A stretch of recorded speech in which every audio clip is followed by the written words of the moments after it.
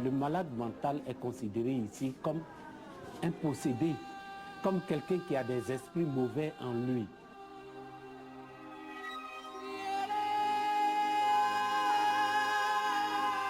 On ne peut pas continuer à laisser l'homme dans cet état. Des scènes qu'on croirait d'une autre époque, et pourtant.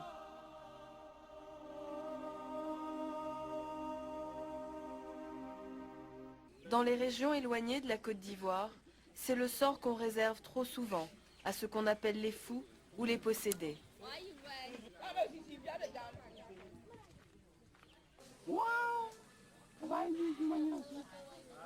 Kofi, c'est le fou du village voisin. Il a le pied enfermé dans ce bout de bois. Cela fait 10 ans, ou peut-être plus. On ne se souvient plus très bien ici, tellement ça fait longtemps. On se souvient d'une chose, c'est qu'il devenait dangereux et redoutable, et qu'il fallait que ça cesse. Il prend le bois pour blesser les enfants. Mais nous, le grand, on prend machette, il va contre nous. Donc lui a attrapé pour mettre dans le bois.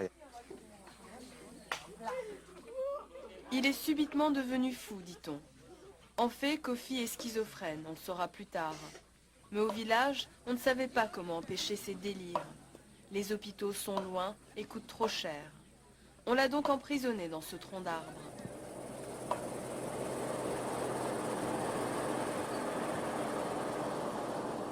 Tous les jours, Grégoire à Hongbonan sillonne la campagne ivoirienne. Il va de village en village à la recherche de gens comme Kofi. Et ils sont nombreux.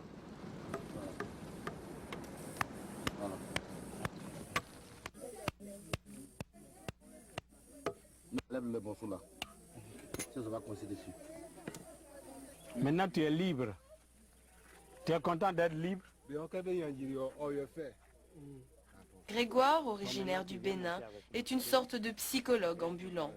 Ce ne sont pas les malades qui vont vers lui, mais lui qui va vers eux.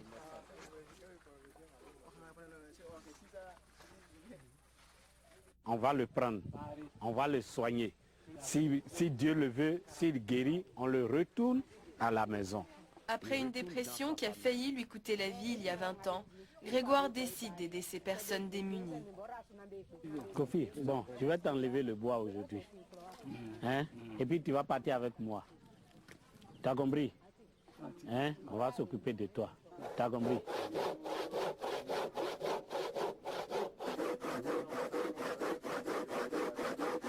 Et si on ne l'enlève pas, sauf la mort qui peut le délivrer. Hein? Sauf la mort qui peut le délivrer.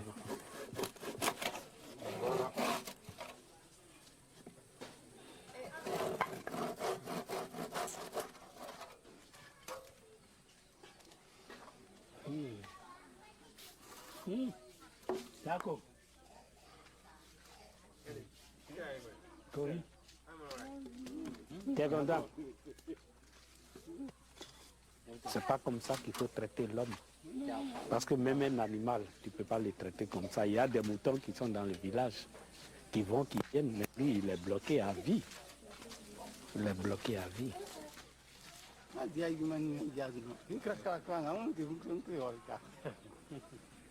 es content, non? Moi, je suis content parce que tu seras libre. La libération de Kofi est tout un événement pour les villageois. Déconcertés, ils assistent à la scène. On se tient quand même loin, on ne sait jamais. Pas d'au revoir, ni d'accolade.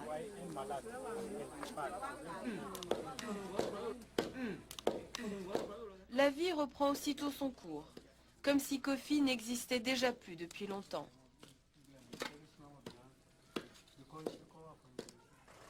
Un seul sentiment perceptible, c'est le soulagement. Soulagé de le voir libéré et partir. Vraiment, je suis tellement content. Je ne sais pas comment il a dit quoi. La voiture est pleine. Grégoire retourne au centre qu'il a créé il y a une dizaine d'années. Il traverse la brousse avec à son bord 2 nouveaux patients. enfin libre. La route est longue, 3 heures avant d'arriver au centre Sainte-Camille. Là. Ici, ce sont les anciens malades qui accueillent les nouveaux venus. Allez, on va faire ça dedans. On va faire des ampoules là ici. Devant la pharmacie. Ils sont plus de 700, ayant vécu le même sort que Kofi.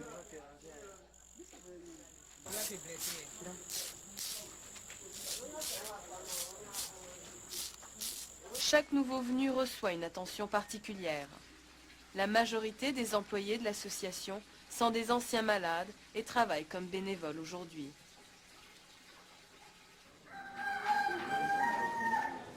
Déjà le lendemain, Kofi est devenu une nouvelle personne. Allez, salut-moi, salut-moi. Ça va bien? Tu es content d'être ici? Tu as mangé ce matin? Tu as mangé. On ne peut pas soigner un malade comme si c'est un instrument qui arrive. Bon, qu'est-ce que tu as? C'est ça. Non, il a besoin plus que ça. Comment tu vas, l'homme fort? Et ta santé?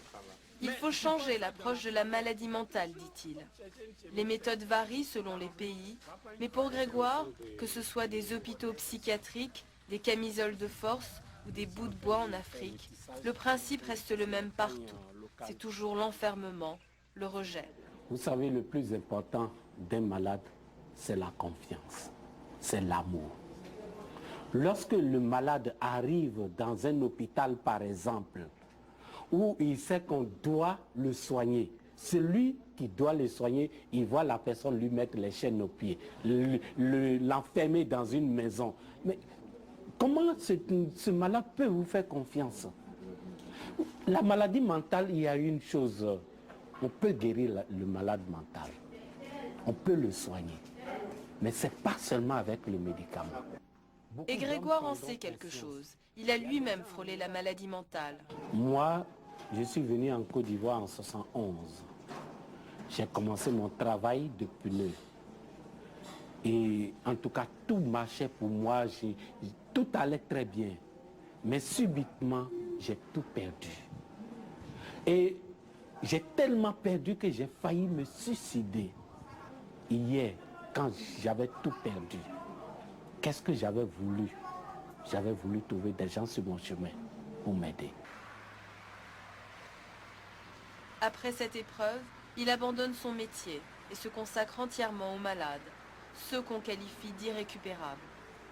À Abidjan, on les aperçoit errer dans les rues, sans moyens, totalement livrés à eux-mêmes. Les malades mentaux ici, ils sont considérés comme des ordures, comme des déchets humains. Ils sont abandonnés dans les rues, nus, délaissés. Et chacun fait d'eux ce qu'il veut.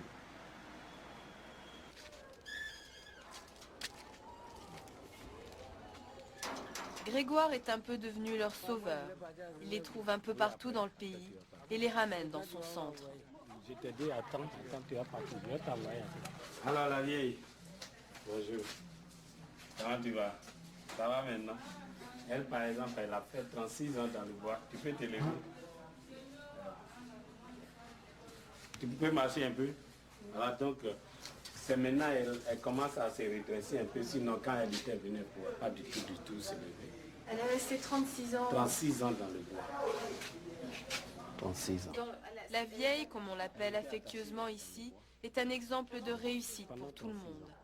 Le mot irrécupérable est désormais banni du vocabulaire du centre Sainte-Camille. Des massages, il faut lui faire des massages et puis... Bon, au niveau mental, maintenant, ça va. Mais c'est quelqu'un maintenant pour se redresser. Il y a encore du... Tu peux marcher un peu, tu vois.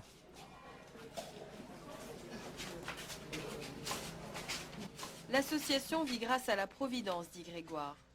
Elle ne reçoit aucune subvention gouvernementale et c'est à l'aide de quelques dons de charité que le centre réussit à avoir sa pharmacie, par exemple. Pardonne nos péchés, Seigneur Jésus. Chaque patient coûte environ 3 $ par jour. Avec en moyenne 700 personnes, le centre 2000 $ par jour pour soigner ses patients correctement.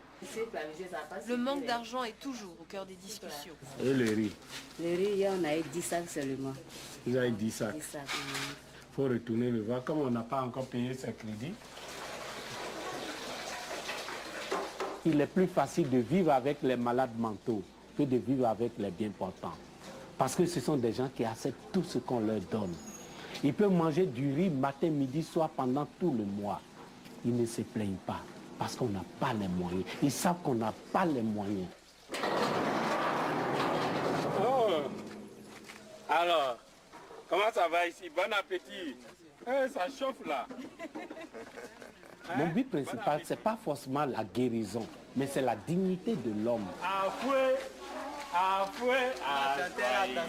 Une façon de redonner la dignité à ces personnes souffrant de maladies mentales, c'est de leur apprendre à travailler, de leur apprendre un métier. Après avoir été au centre d'accueil, ils se retrouvent ici, au centre de réhabilitation, où ils apprennent à tisser, à faire de l'élevage, et tranquillement, ils reprennent confiance en eux. Ils redeviennent des personnes à part entière. Beaucoup sont schizophrènes ou maniaco-dépressifs et ont développé au cours des années une psychose. Avec une approche thérapeutique, spirituelle, en plus des médicaments, les patients retrouvent un certain équilibre. À Saint-Camille, c'est une seconde famille, comme on le dit. Les malades, les bénévoles, vous êtes tous des gens, vous vous occupez, vous travaillez, on ne vous regarde pas comme un ancien malade, on ne vous indexe pas. Christian assure la comptabilité à Sainte-Camille. Mais il y a quelques années, il avait sombré dans la dépression. J'étais complètement irrécupérable. La folie, comme on les regarde dans les rues, nus, torse nu, en train de mendier, ou même se coucher, se vautrer dans la poussière sur le trottoir. Et j'étais, moi, allé au village. Mes parents m'ont récupéré comme ça, ils m'ont mis le pied dans le bois parce qu'ils ont peur que je meure comme ça dans la nature. Un psychiatre hors du commun. Le docteur Bizosa suit les patients du centre Sainte-Camille. Il est devenu aujourd'hui leur ami, leur confident. On se dit, bon, ces personnes-là sont foutues. Hein, c'est comme une mort sociale. On se dit, bon, on ne peut pas les récupérer, quoi. C'est ça qui est dans la pensée des gens. C'est qu'ils sont irrécupérables. Même la famille est convaincue qu'ils sont irrécupérables. On a soigné plusieurs malades qui ont été tout à fait récupérés et qui travaillent actuellement, qui occupent des postes, d'autres se sont mariés. C'est ça notre joie, quoi.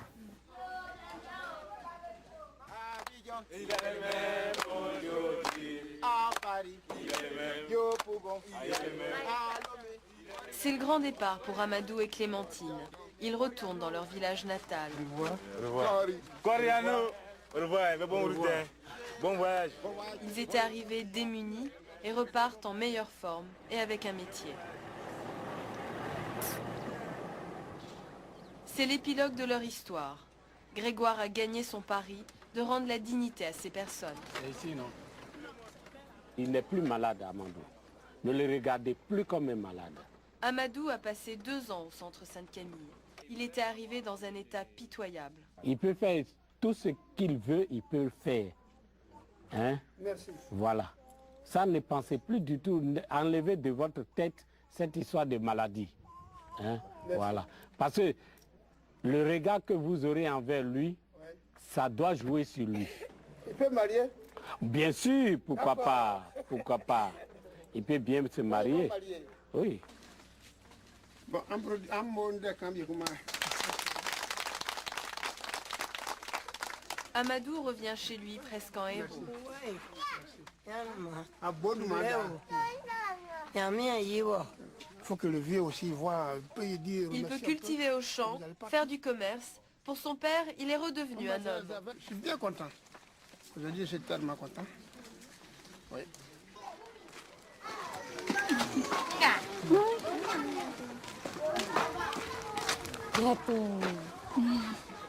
Comment t'es pas?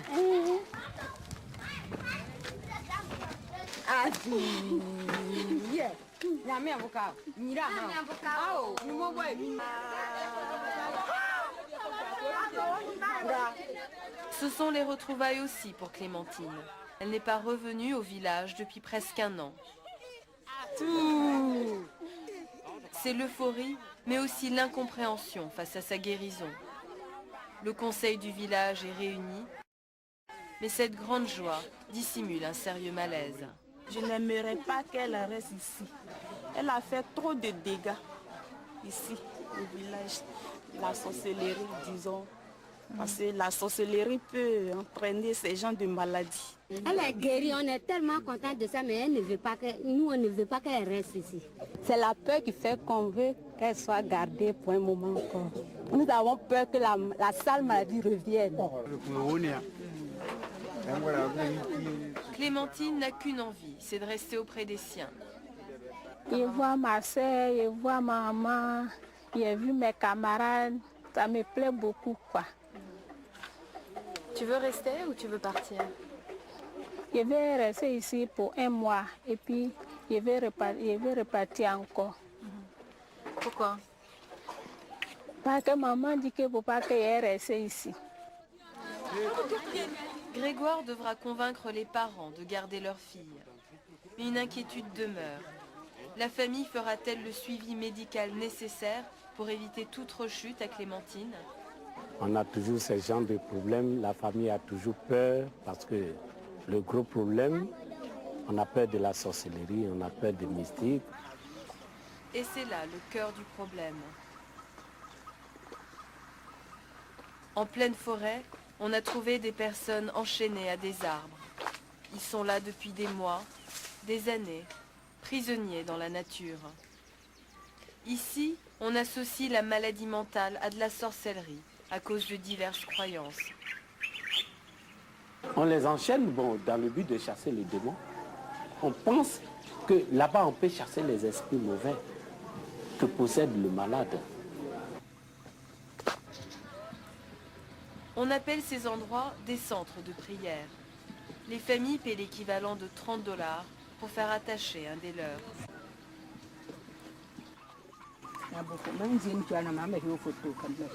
Rares sont les parents qui viennent les nourrir.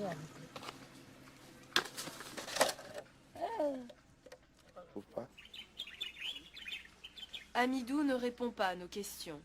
Il est enchaîné depuis 4 ans à cet arbre. Son seul témoignage, c'est ce fossé qu'il a creusé autour de lui avec ses mains.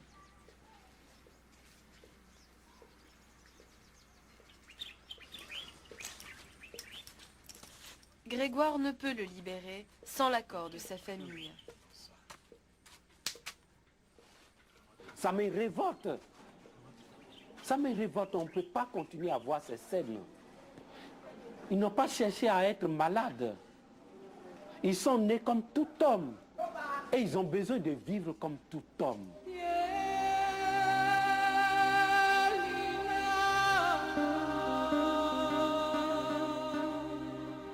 Leur donner une seconde chance, un nouveau départ. Depuis la création de Sainte-Camille, il y a 15 ans, 2000 malades ont été réhabilités. Chacun d'entre eux est une victoire pour Grégoire, qui mène un combat sans relâche.